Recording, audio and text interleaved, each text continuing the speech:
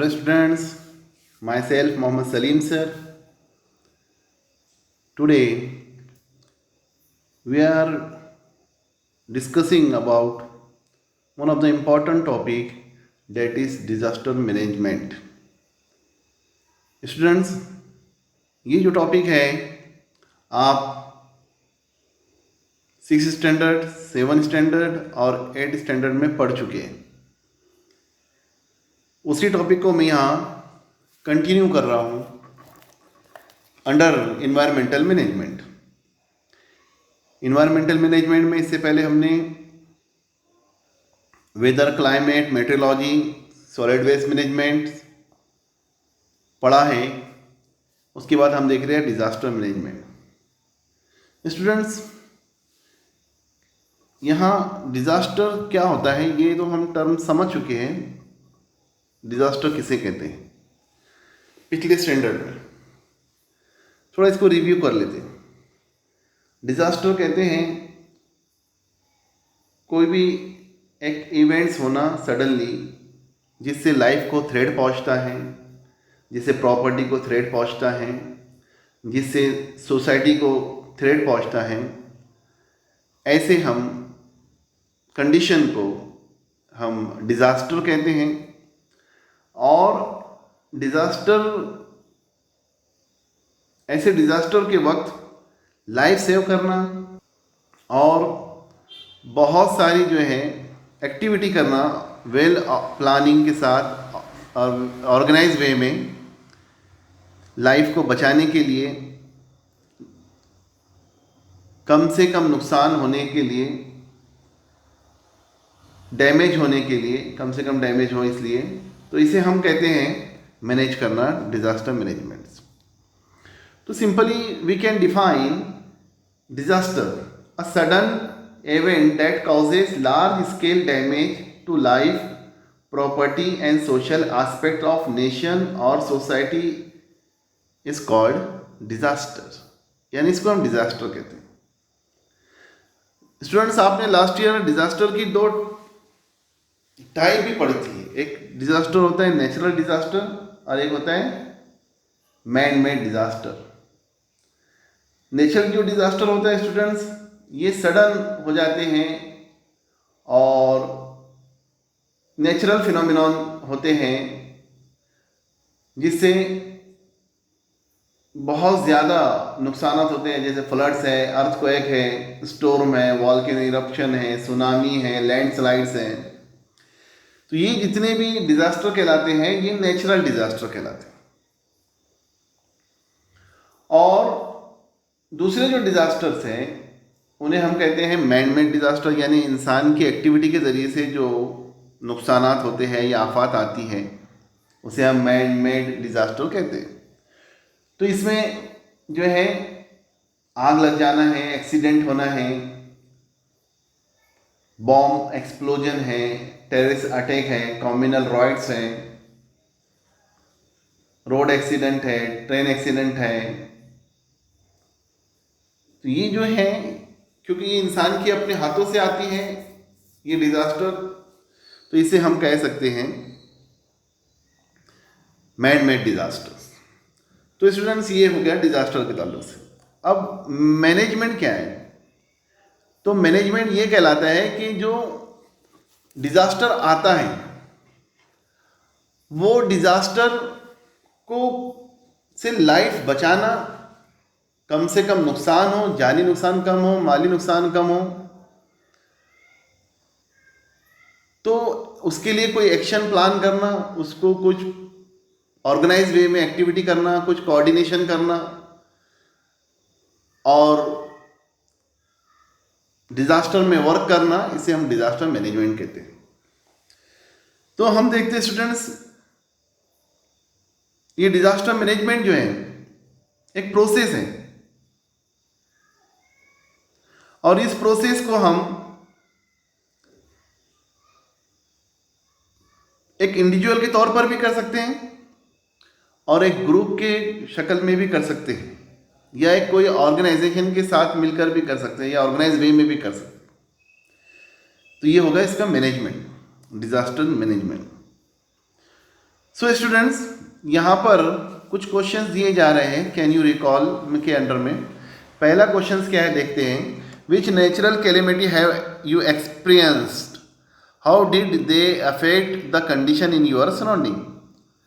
हमारे आसपास कौन सी जो है नेचुरल कैलेमिटीज होती हैं, कौन से कुदरती आफात नेचुरल कैलेमिटीज हमारे आसपास होती हैं जिसको हम एक्सपीरियंस करते हैं, और उस कंडीशन में हम जो हमारे सराउंडिंग में जो होती हैं उसमें हम कैसे अफेक्ट होते हैं उससे, या उसका इफेक्ट किस तरह से होता है, वो हमको देखना है। तो स्टूडेंट्स, बहुत सारे इलाकों में ये नेचुरल कैलेमिटी जो है अलग अलग होती है। कुछ जगहों पर ये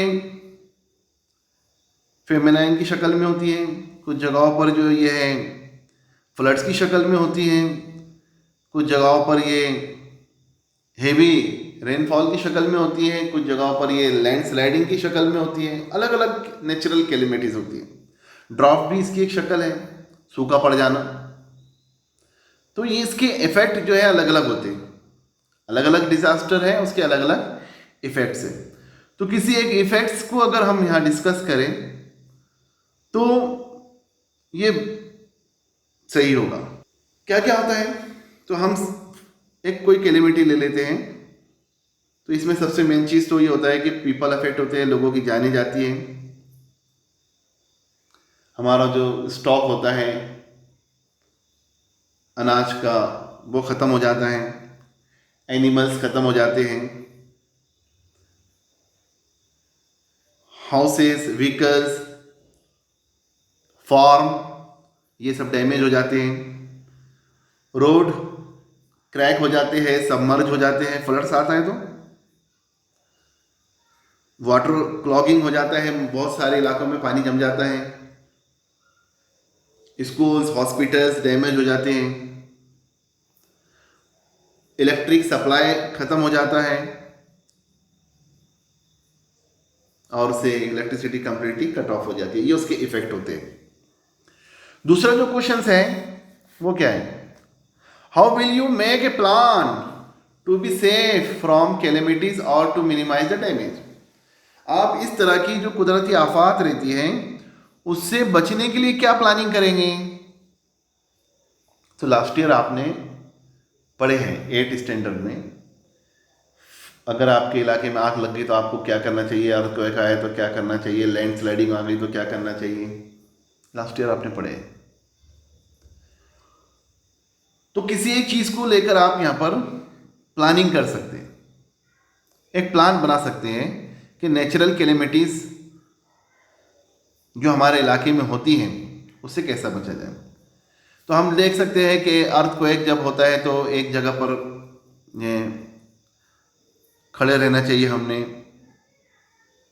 यानी ऐसी जगह पर चला जाना चाहिए जहाँ पर डाइनिंग टेबल या बेड वगैरह है, ठीक है। अगर बड़ी बिल्डिंग में है तो नीचे आ जाना चाहिए। अगर फ्लड्स आता है हमारी तरफ तो नीचे के इलाकों में नहीं रहना चाहिए जहाँ पानी तेज़ी से फ्लो होता है, ऊंचान पर चला जाना चाहिए, टीलों पर चला जाना चाहिए। अगर थंडरिंग होता है, थंडरिंग स्टॉर्म होता है या लाइटनिंग होती है तो हमें ओपन स्पेस में नहीं खड़े रहना चाहिए, ओपन ग्राउंड में, और ऊंची जगहों पर भी नहीं खड़े रहना चाहिए, हाई एल्टीट्यूड जगहों पर, ऊंची जगहों पर। और वहाँ हमारे पास इलेक्ट्रॉनिक अप्लायंसेस भी नहीं होना चाहिए, मोबाइल फ़ोन वगैरह जो है जिससे रेडिएशन निकलती है, रेडिएशन पर जो चलते हैं।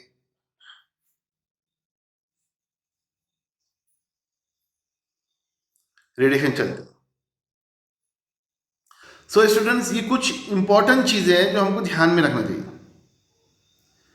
इमरजेंसी में क्या होता है, कुछ अगर से कोई एक्सीडेंट हो गया, कहीं पर रेल हादसा हो गया, कहीं बस एक्सीडेंट हो गया, तो लोगों को किस तरह से गाड़ियों से निकालना चाहिए, उनको किस तरह से मूव करना चाहिए, उनको पहली मदद जिसे फर्स्ट एड्स कहते हैं हम, कैसे प्रोवाइड करना चाहिए, ये सब चीज़ें उसमें आती हैं। तो you have to remember all these things. Student यहाँ कहा जा रहा है various natural disaster like thunderbolts, lightning, floods, fire, and man-made disaster like accident, bomb explosion, chemical accidents, industries, tempests, in the mass gathering, भगदड़ को कहते हैं हम, right, etc. occur around us from time to time. They cause large scale damage to life and property. ये तमाम activities के जरिए से जो नेचुरल और मैन मेड होती है ये क्या करती है, लार्ज डैमेज करती है, लार्ज स्केल पर डैमेज करती है लाइफ का भी और प्रॉपर्टी का भी। तो यहाँ आप ध्यान में रखिए सब चीज़ों को। आगे और आपको एक एक्टिविटी है, can you tell what are the types of casualties that are seen to occur in different types of the disasters. तो अभी हमने देखे डिफरेंट टाइप्स के जो डिजास्टर्स होते हैं हमको वहां पर किस टाइप की कैजुअलिटी दिखाई देती है, किस टाइप की कैजुअलिटी दिखाई देती है, किस तरह के नुकसान हमको दिखाई देते हैं। तो हम देखते हैं फ्लड्स आता है तो लाइफ और प्रॉपर्टी डैमेज हो जाती है, आग लग जाती है, लोग इंजर्ड हो जाते हैं, दीवारों में कोलैप्स हो जाते हैं, लोग फंस जाते हैं, है ना। तो ये होता है उसमें। फ्लड्स आता है तो क्या होता है, क्या कैजुअलिटी है, तो लाइफ लोगों की चले जाती है, लोग बह के चले जाते हैं। प्रॉपर्टी लॉस होती है, लॉस ऑफ एनिमल्स होते हैं, जो मवेशी है ये मर जाते हैं। पीपल जो हैं वो वेरियस वाटर बॉर्न डिसीजेस के इफेक्ट से जो है बीमार हो जाते हैं। तो ये कैन यू टेल का जो क्वेश्चन है बहुत इंपॉर्टेंट क्वेश्चन है कि what are the types of casualties. तो ये टाइप ऑफ कैजुअलिटीज है जिसे हमने ध्यान देना चाहिए, जिसे हमने ध्यान देना चाहिए। So student, it is about can you tell. There is important topic that is first aid to disaster victims. First aid यानी पहली मदद। स्टूडेंट्स, पहली मदद क्या होती है?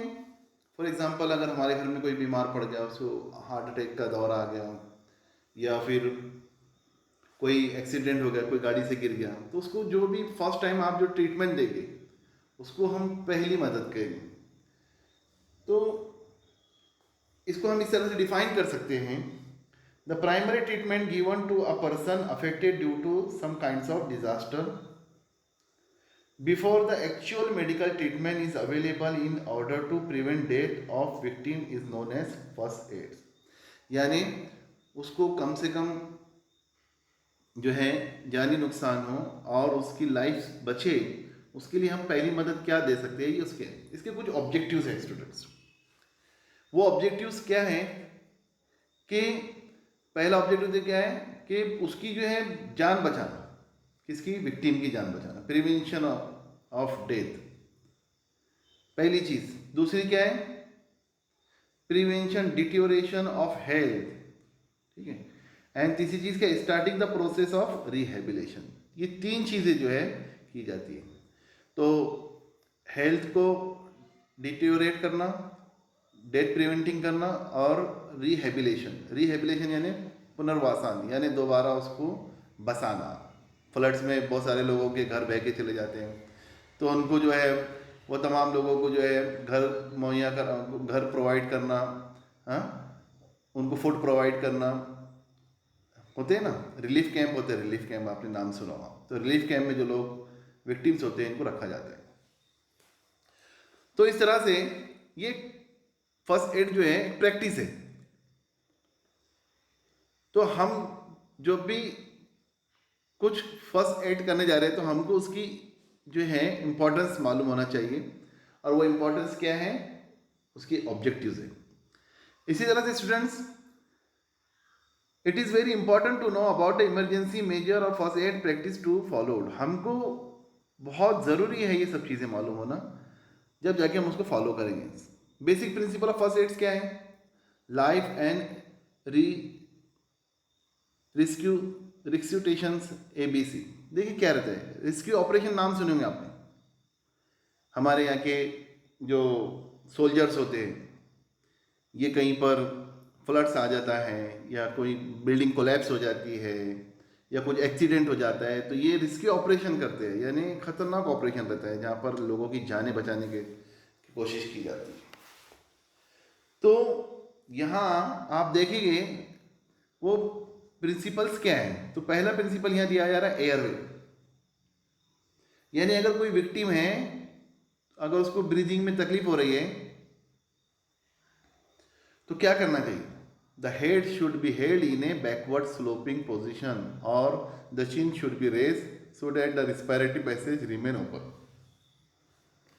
यानी उसको जो एक एक्सटर्नली और इंटरनली, यानी बॉडी का एयरवे भी उसका और एक्सटर्नली भी जो बाहर का है उसको भी जो है हमको ऐसा सुलाना है उसके पेशेंट को कि उसकी जो हेड जो है वो पीछे की जानिब रहे, ऐसा जैसा हम नींद में सोते हैं तो नाक में कोई दवा वगैरह डालते हैं हम, उस वक्त हम नीचे मुंडी कर देते हैं पीछे की जानिब, और जो एयर पैसेज है हमारा एयर ट्रैक जो है वो क्लियर रहना चाहिए। तो रिस्पिरेटरी पैसेज जो है ओपन हो जाएगा और हमको एयर ऑक्सीजन अंदर लेने में आसानी रहेगी। तो एयरवे प्रोवाइड करना चाहिए। दूसरी चीज़ है ब्रीदिंग। अगर विक्टिम की ब्रीदिंग रुक रही है तो उसको आर्टिफिशियल वेंटिलेशन देना ज़रूरी है। अब वो हम काहे के जरिए दे सकते हैं, माउथ के जरिए से,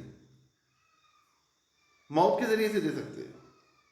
तो ये भी ज़रूरी है। If breathing has stop the victim should be given artificial ventilation by mouth to mouth resuscitation. ठीक है, तो ये भी ध्यान में रखें। तीसरी चीज़ है सर्कुलेशन। पहली कौन सी हो गई स्टूडेंट्स, एयरवे, दूसरी ब्रीदिंग और तीसरी है सर्कुलेशन।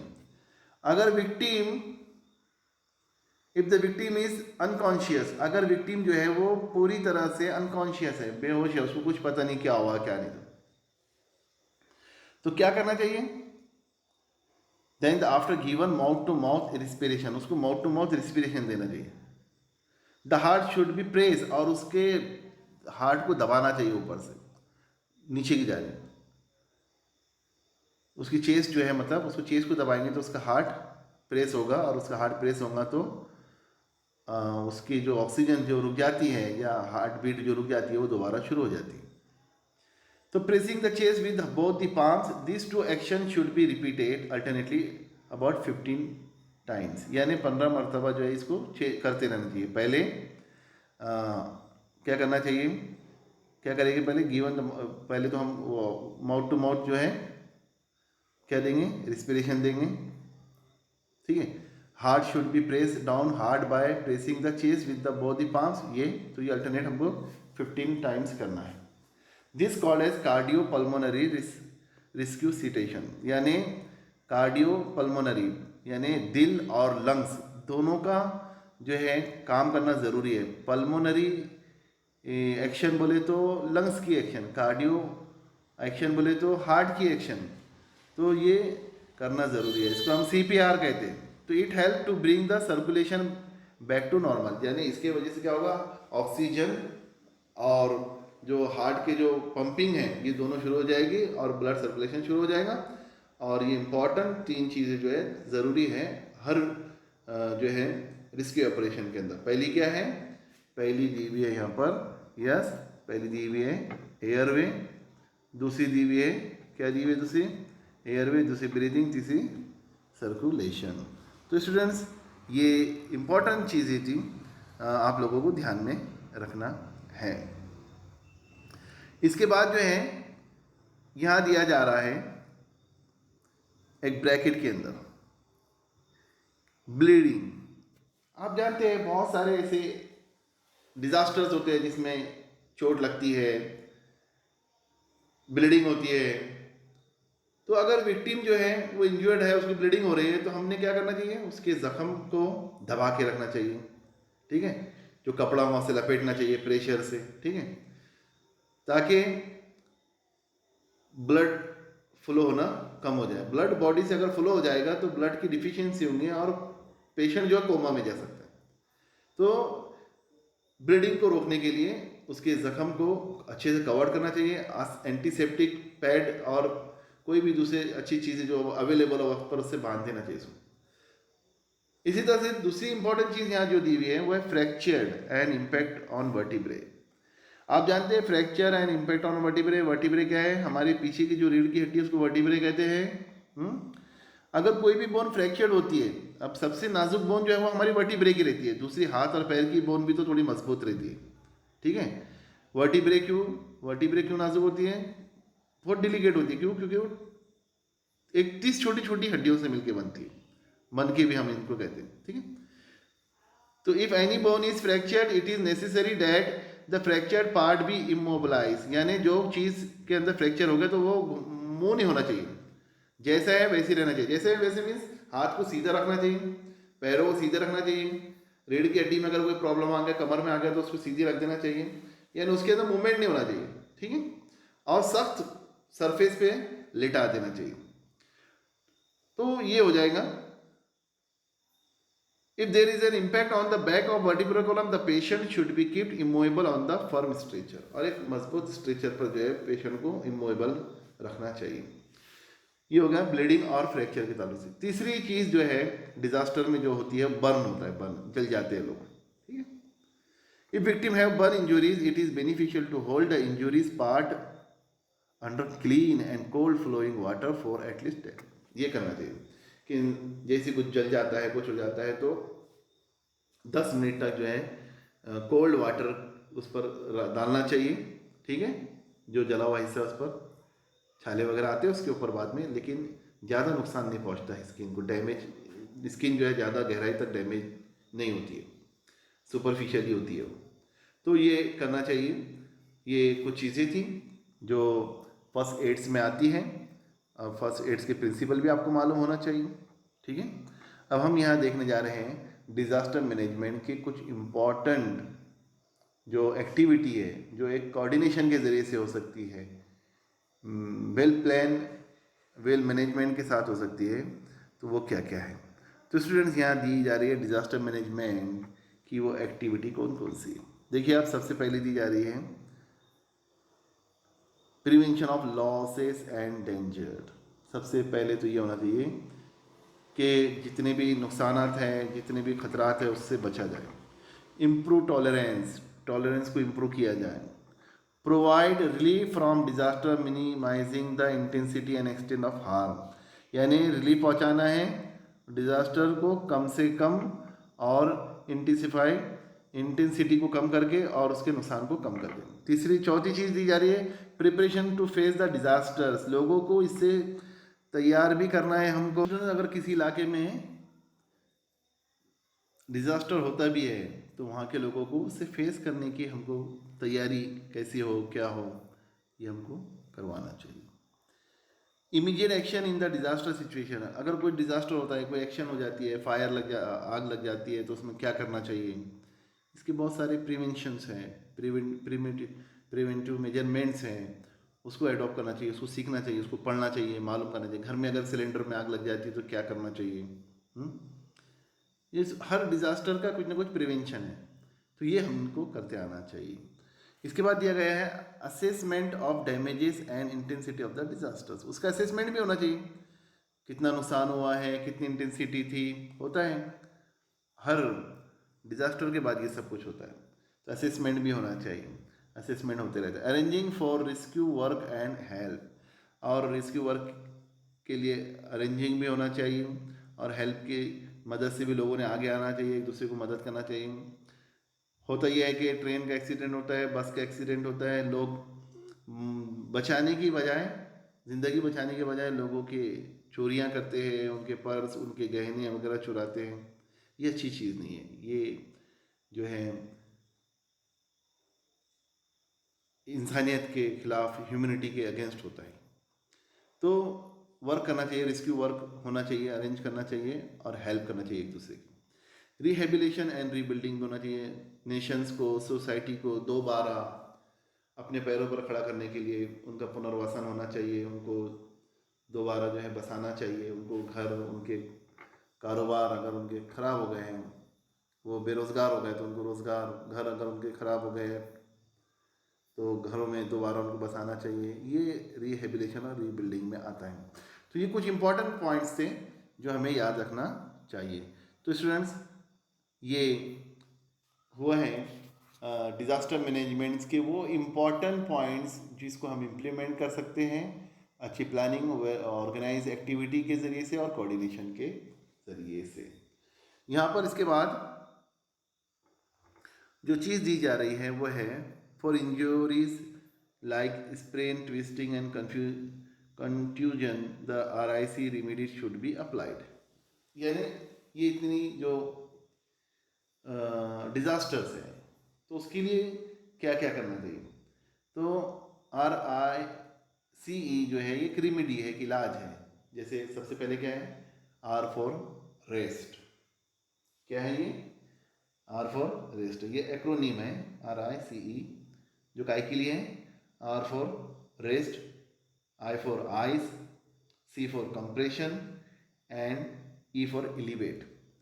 क्या है ये rest, allow the victim to sit in the relax position, उसको ऐसा बैठा दीजिए कि वो रिलैक्स हो जाए।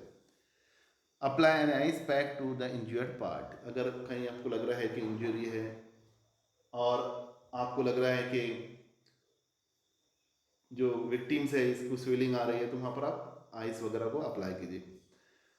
कंप्रेशन क्या है, after the ice pack treatment the injured part should B massage gently, यानी वहाँ पर ब्लड वगैरह नहीं जमना चाहिए। हाँ, ब्लड जम गया तो फिर जो है इंजरी में जो है तकलीफ होती है ना, स्वेलिंग आ जाती है, तो उसको क्या करना चाहिए, जेंटली हमने उसको क्या करना है, मसाज करना चाहिए, रब करना चाहिए, उसको कंप्रेशन करते हैं, रब कर। Elevate injured part should be keeped in the raise और एलिवेट पोजीशन, यानी उठी हुई पोजीशन में रखना, उसको दबाना नहीं। इंजर्ड पार्ट को आपने इधर उधर दबा दिए, टेढ़ा करके रख दिए, नहीं, ये नहीं होना चाहिए। तो ये कुछ इंपॉर्टेंट चीज़ें है जो हमें डिज़ास्टर मैनेजमेंट में काम में आती है। I hope that it is clear here. So student, after study the principle and life rescue situation disaster management, we are going to understand some important methods to transport victims or patient from one position to another position. So students, in your textbooks some important pictures are given that gives us idea about to transport the victims in danger or disaster condition. Here one of the important method is there, that is cradle methods. ये method में हम क्या करते हैं, जो underweight victims रहते हैं, जैसे फॉर एग्जांपल बच्चे होते हैं स्कूल में गिर जाते हैं, तो उनको हम दोनों हाथों पर उठा लेते हैं, ठीक है, दोनों हाथों में उठा लेते हैं, तो इसको हम क्रेडल मेथड कहते हैं। दूसरा मेथड यहाँ दिया गया है वो है कैरिंग पिगी बैक, यानी पीछे उठा लेना पेशेंट्स को और विक्टिम्स को पीठ पर उठा लेना जो अनकॉन्शियस हो जाते हैं, ठीक है, ये एक मेथड से फोटो से आपके समझ में आ रहा होगा। दूसरा जो मेथड दिया गया है वो दिया हुआ है ह्यूमन क्रच मेथड। क्या है, ह्यूमन क्रच मेथड। अगर कोई विक्टिम्स है, उसका पैर या उसका मोच आ गई उसके पैर में, या उसके पैर को कुछ इंजरी हो गई, पैर से वो चल नहीं सकता है, तो उसके एक हाथ को हम हमारे शोल्डर पर रखकर उसके उस पैर का, जो पैर से उसको इंजरी है, उसका लोड ज़मीन पर ना पड़े, उसको इस तरह से लेके चले हमारे साथ, तो उसको हम ह्यूमन क्रच मेथड कहते हैं। दूसरा यहाँ दिया गया है पुलिंग और लिफ्टिंग मेथड। बहुत सिंपल मेथड है ये। जो अनकॉन्शियस पेशेंट रहते हैं, ज़्यादा लोग उठाने वाले नहीं है, स्ट्रेचर नहीं है, तो ऐसे लोगों को हम पुल और लिफ्टिंग, पुल करना यानी खींचना और लिफ्टिंग यानी लिफ्ट करना यानी खींचना, दोनों मेथड से जो है हम उसको ये तरीके जो है हम उसको पेशेंट को या विक्टिम्स को खींच लेकर जा सकते हैं। शॉर्ट डिस्टेंस के लिए है ये, लॉन्ग डिस्टेंस के लिए तो आपके स्ट्रेचर वगैरह कुछ ऐसी चीज़ लगेगी। ठीक है, इसी तरह से इसके बाद जो दिया गया है कैरिंग ऑन 4 हैंड चेयर, ये बहुत सिंपल मेथड है। आप 2 लोग हैं अगर से तो दोनों अपने चेयर को हाथों को पकड़ लीजिए अच्छे से और उस पर जो है विक्टिम्स को बिठा दीजिए और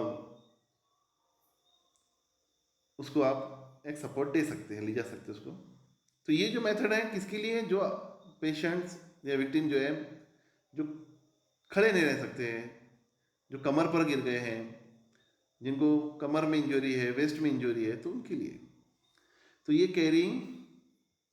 carrying on 4 hand chair method बोल सकते हैं इसको। इसके बाद दिया जा रहा है carrying on 2 hand chair. 4 hand chair भी बनती है और 2 हैंड चेयर भी बनती है। अब ये वो पेशेंट के लिए है, वो पेशेंट के लिए जो खड़े नहीं रह सकते, सीधे खड़े नहीं रह सकते। Useful for those patient who can not use their hand but can hold their body upright. ठीक है, तो ये उनके लिए। इसके बाद जो है और 2 मेथड दिए जा रहे हैं यहाँ पर, ये स्पेशल है, फायर ब्रिगेड के लोगों के जरिए इसको अप्लाई किया जाता है। देखिए आप विक्टिम को कैसे उठाया जा रहा है, पहले फोटो के अंदर, ठीक है, दूसरे में भी देखिए और तीसरे में देखिए, ये मेथड्स है। इन मेथड के जरिए से हम जो है विक्टिम को कैरी कर सकते हैं यानी उठा सकते हैं, उसके लोड को भी उठा सकते हैं ये। इसके बाद यह स्ट्रेचर अगर से है तो स्ट्रेचर पर उसको सुला दिया जाए, ठीक है, और नहीं है तो स्ट्रेचर बनाया जाए। ठीक है, टेम्पररी स्ट्रेचर बना सकते हैं हम, लकड़ियों का, इसका ब्लैंकेट का, शॉल का, कपड़ों का। ठीक है, उसके अंदर पेशेंट को उठाकर लिटाकर 4 कोनों से 4 लोग उसको पकड़ सकते हैं, उसको उठा सकते हैं। ये स्ट्रेचर के ज़रिए से हो सकते हैं। तो स्टूडेंट्स ये है वो ट्रांसपोर्ट्स के ज़राए जिससे हम किसी विक्टिम्स पेशेंट को जो है कैरी कर सकते हैं। लास्ट थिंग जो है यहाँ बताई जा रही है अदर इमरजेंसीज मेजर्स, यानी और दूसरे कौन कौन से एहतियाती इमरजेंसी एहतियाती तदाबीर हो सकती है, तो वो क्या है। Boats are use by the civil administration to rescue people trap in the flood area. Boat को इस्तेमाल किया जा सकता है, हेलीकॉप्टर को इस्तेमाल किया जा सकता है। ठीक है, wooden board, bamboo floats, airfield, rubber tube, कुछ भी जो टायर वगैरह है, ट्यूब जो है इसको इस्तेमाल कर सकते हैं। ठीक है, इसी तरह से आपको कहा जा रहा है find out A fire extinguisher is portable appliances that can be easily carried anywhere. Fire extinguisher आपने देखे होंगे, लाल कलर की एक सिलेंडर होती है जो हर बैंक, हॉस्पिटल, ऑफिसेस में कंपलसरी है लगाना। ठीक है ना, क्यों, अगर वहाँ आग लग जाती है तो फायर एक्सटिंग्विशर को नॉब को, बटन को दबाकर जो है उससे गैस निकलेगी कार्बन डाइऑक्साइड, और वो कार्बन डाइऑक्साइड गैस जो है वो फायर को बुझाने में मदद करेगी। ठीक है, तो फायर एक्सटिंग्विशर का ये काम है। तो फायर एक्सटिंग्विशर का क्या काम है ये हमने देखा है। Various appliances are used to put out the fire, visit the fire department in your city and collect the detail information. तो आप जो है लेसन नंबर 13 में भी इसके बारे में पढ़ने वाले हैं, फायर एक्सटिंग्विशर का काम क्या है CO2 की प्रॉपर्टी के अंदर। ठीक है, और सोडियम जो कार्बोनेट है उसके अंदर यूज़ किया जाता है CO2 प्रोड्यूस करने के लिए, तो उसकी एप्लीकेशन में। तो स्टूडेंट्स ये लेसन हमारा यहाँ हुआ है, इसकी जो क्वेश्चन आंसर आपको बहुत जल्द दे दिए जाएंगे। I hope that you understand all this thing.